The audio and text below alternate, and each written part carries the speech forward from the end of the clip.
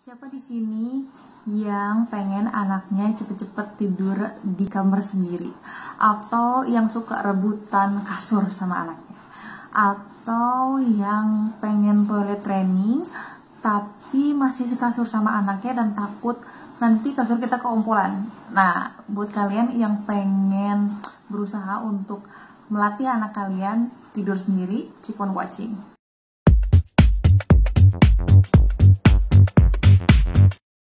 Hai, Assalamualaikum, aku Nur Syafia. Di video kali ini aku pengen share ke kalian pengalaman aku waktu aku ngelatih anak pertamaku Ashraf untuk tidur sendiri di kasurnya dia, di kamarnya dia, terpisah dari orang tua. Kita mulai dengan tips yang pertama, siapin kamar buat anaknya. Kamar dan kasur ya buat anaknya terpisah dari kamar kalian. Banyak hal yang harus kalian pertimbangkan dan pastikan kamar tersebut itu aman kalau anak itu tidur di situ. Jadi waktu aku pertama ngelatih anakku Ashraf, jadi kamar itu kosong, cuman aku siapin kasurnya juga di bawah lantai, kasur, karpet, dan juga satu lemari kecil gitu buat baju-bajunya dia, sama beberapa mainan kayak gitu. Jadi nggak ada lemari yang gede-gede yang bisa dia panjat-panjat, atau nggak ada sesuatu yang misalkan bikin dia kepentok terus benjol atau gimana. Terus belum pakai kasur yang tinggi juga karena takut dia guling-guling. Jadi dipastikan kalau lingkungan di kamar itu aman. Setelah kita pastikan lingkungan di kamar itu aman, aku itu kasih beberapa barang-barang yang biasa Ashraf pakai. Jadi misalkan kita taruh mainan, atau misalkan kita pasang spray atau sarung bantal yang biasa dia pakai di kamar kita. Kita taruh misalkan boneka kesukaan dia atau guling kesayangan dia, bantal kesayangan dia. Itu kita taruh di situ biar dia tuh ngerasa nyaman dan ngerasa kalau ini tuh bagian dari kamar yang biasa dia tempatin kayak gitu. Tips yang kedua adalah kenalkan kamar pada anak. Maksudnya gimana? Jadi kita tuh dari awal planning untuk misahin dia biar dia bisa tidur sendiri di kamarnya itu kita sounding dulu. Kalau dulu setelah aku set itu kan dikasih kasur, dikasih barang-barangnya dia, dikasih baju-bajunya dia semuanya, terus ada karpet buat main. Nah, aku langsung kayak introducing gitu loh, Ashraf, ini nih kamar Ashraf, lu bagus kan, luas, bisa main di sini, bisa bikin ini, bisa bikin itu. Terus Ashraf nanti tidur di sini. Terus ini baju-bajunya Ashraf. Jadi kita kenalin itu lingkungannya seperti apa. Terus kita kasih tahu juga barang-barang dia di situ ada apa aja. Misalkan ini ada misalkan dia punya boneka kesayangannya, misalkan si Kumeng gitu kan, boneka si Kumeng. Ini ada boneka si Kumeng juga bobo di sini ya nanti ya, gitu kan. Si Kumeng juga tidur di sini. Terus ada si Teddy Bear juga nih, nanti juga tidur di sini ya, temenin Ashraf. Yang berikutnya saat memperkenalkan kamarnya itu adalah kita sering-sering bikin kegiatan di kamar itu. Jadi misalkan ajak main dia di kamar itu. Terus misalkan lagi santai, kalau aku waktu itu biasanya lipat baju itu kan, terus beres-beres apa gitu ya, itu aku bawa barang-barangnya semuanya ke kamar, terus aku kerjain di situ sambil dia main di situ. Nah, atau enggak bisa dilanjut dengan tidur siang. Memang sih nggak langsung sendiri, tapi walaupun misalkan tidur siangnya bareng sama kita, biar perlahan-lahan dia itu kayak ngerasa terbiasa beraktivitas dan tidur di kamar itu. Tips yang ketiga, mulai perlahan-lahan. Jadi pertama tidur siang dulu, dia tidur siang sendiri, tapi malamnya masih sama kita. Ya, setelah tidur siang sendiri, malamnya sama kita, mulailah nanti malamnya juga kita tidur di situ. Jadi dia tidur siang sendiri di kamarnya dia, terus malamnya dia tidur di situ. Tadinya kan tidur di kamar kita. Nah, malamnya dia tidur di kamarnya dia bareng kita.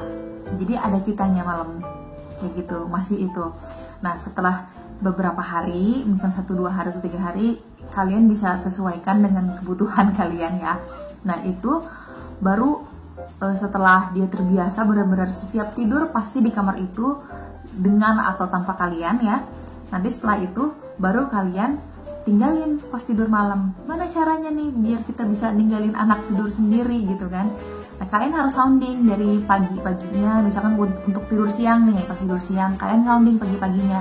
Kalau aku waktu itu bahasanya gini, Ashraf nanti abis ini kita mandi dulu karena dia abis keringetan ya. Ashraf abis mandi nanti kita ke kamar, terus Ashraf bobo ya di kamar ya, kayak gitu. Aku ngomongnya kayak gitu, nanti Ashraf tidur ya di kamar ya, Ashraf tidur di kamar Ashraf, mami mau tidur di kamar mami, oke? Kayak gitu. Jadi kita bahasakan kalau tidur sendiri itu bukan sesuatu yang menakutkan. Jadi kayak hal yang biasa aja gitu. Kamu tidur di kamar kamu, aku tidur di kamar aku, kayak gitu. Termasuk nanti pas malamnya juga, kalau misalkan pas mau tidur malam, pas siang sama sorenya itu kalian sounding juga. Setiap ada kegiatan apa gitu kan, nanti habis ini kita mandi, habis itu kita baca buku ya di kamarnya, nanti Ashraf tidur sendiri di kamarnya Ashraf ya, gitu. Kan Ashraf udah pinter, udah gede, bukan baby lagi, gitu. Jadi kita semangatin gitu anaknya, dan kita sounding dari sebelum waktunya tidur itu, untuk kalau dia nanti bakal tidur sendiri. Seperti itu. Tips yang keempat, yakinkan anak kalau dia itu safe. Aku jelasin pelan-pelan ke anak kalau misalkan gak apa-apa kok tidur sendiri gitu kan, gak ada bahaya apa-apa, gak ada yang menakutkan.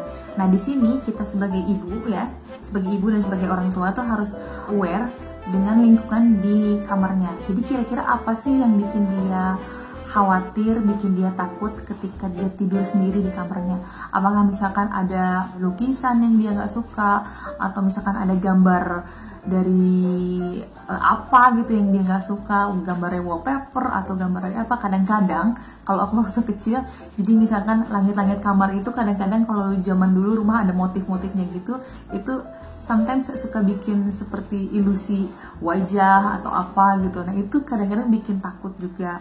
Jadi kalian harus tahu kira-kira yang bikin takut anak-anak tuh apa. Terus misalkan mungkin ada tembok yang kadang-kadang ada tembok rembes nih.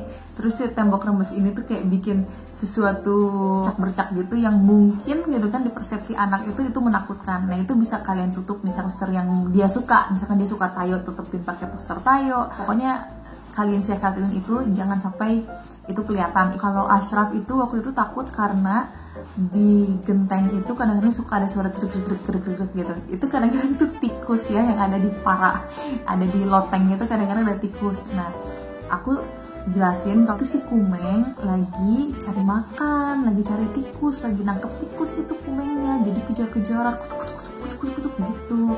Udah nggak usah takut, nggak apa-apa, itu Kumeng lagi kejar tikus. Aku ngomongnya kayak gitu. Jadi pastikan kalau misalkan hal yang bikin dia takut itu sebenarnya nggak bahaya kok gitu, untuk bikin dia ngerasa nyaman dan dia yakin kalau misalkan dia safe, bikin rutinitas yang bikin dia santai, relax, nyaman, dan menyenangkan. Kalau aku sebelum tidur itu ngobrol-ngobrol dulu gitu kan, terus sambil peluk-peluk, sambil cerita-cerita gitu, misalkan kayak Asal tadi ngapain aja, terus gimana tadi main sama si A, misalkan sama teman, seneng nggak, tadi kenapa nangis, sambil peluk-peluk, bikin dia nyaman gitu kan.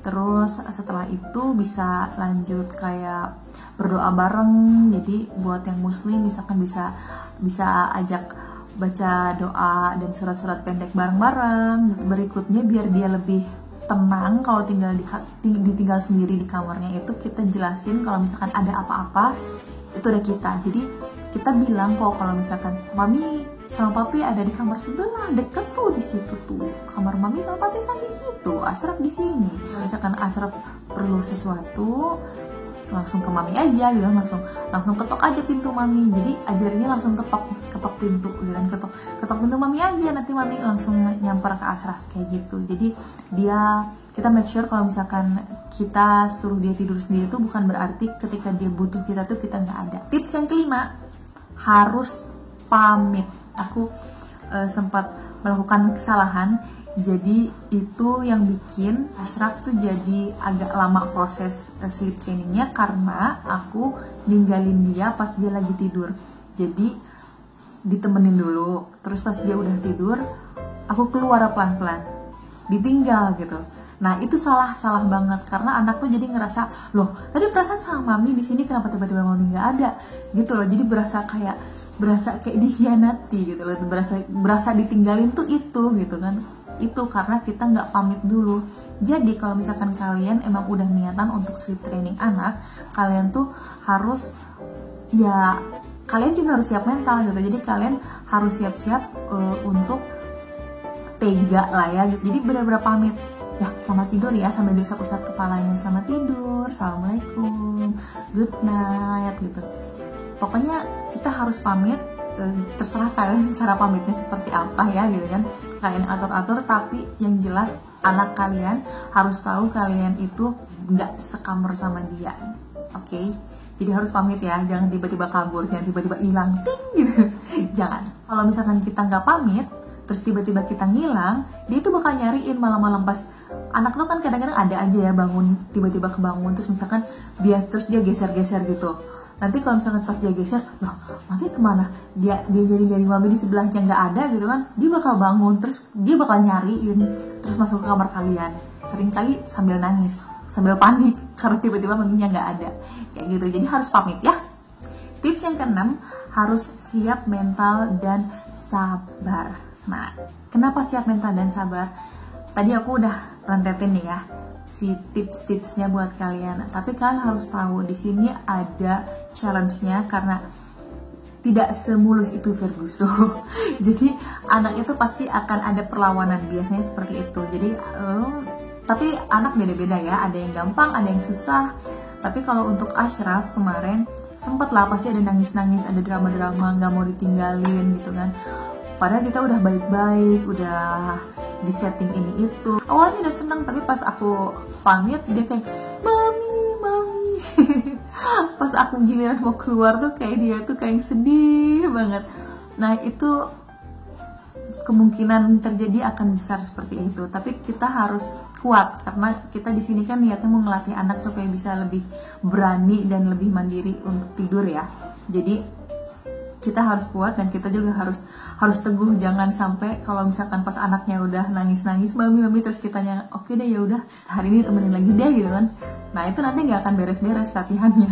Jadi kalian harus teguh, harus sabar dan harus kuat pendiriannya, mental kalian juga harus disiapin. Jadi kalian juga harus siap buat ngelatih anak kalian. Kalau waktu aku kemarin ketika Ashraf nangis, dia manggil nih mami gitu kan.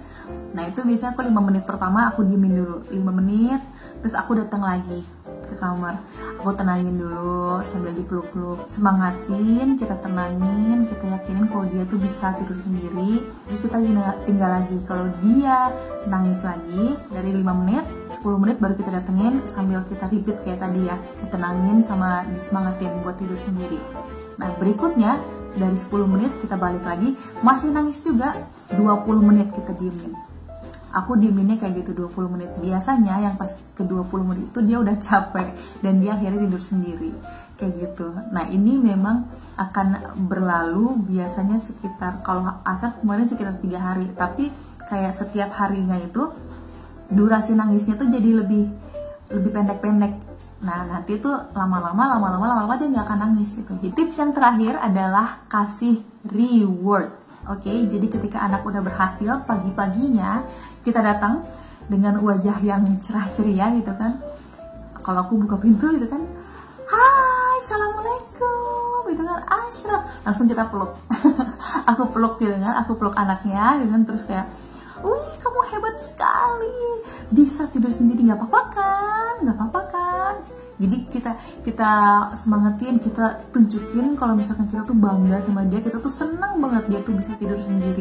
Nah nanti di situ tuh dia jadinya tuh lebih semangat gitu, dia jadi lebih pede kalau oh iya ya aku tuh bisa, oh kalau aku kayak gini tuh mami tuh seneng. Kalau misalkan dikasih reward dia bakal lebih semangat kayak gitu. Bisa boleh dikasih hadiah atau misalkan kita masakin masakan kesukaannya dia, tapi kita kasih tahu kalau misalkan reward kita ini karena dia udah berhasil tidur sendiri. Terserah kalian sih rewardnya apa gitu kan, yang jelas sesuatu yang bikin dia semangat dan bikin dia itu ngerasa, oh aku kemarin susah payah sampai nangis drama gitu kan, tidur sendiri itu ada ininya lah, ada buah manisnya kayak gitu. Oke, jadi itu tadi lumayan panjang ya tipsnya, tapi yakinlah kalau misalkan anak dan kalian sebagai orang tua juga bisa melalui ini semua. Ekspektasi jangan terlalu tinggi ke anak, jadi sesuaikan dengan umurnya dia juga, sesuaikan dengan kondisi di rumah juga.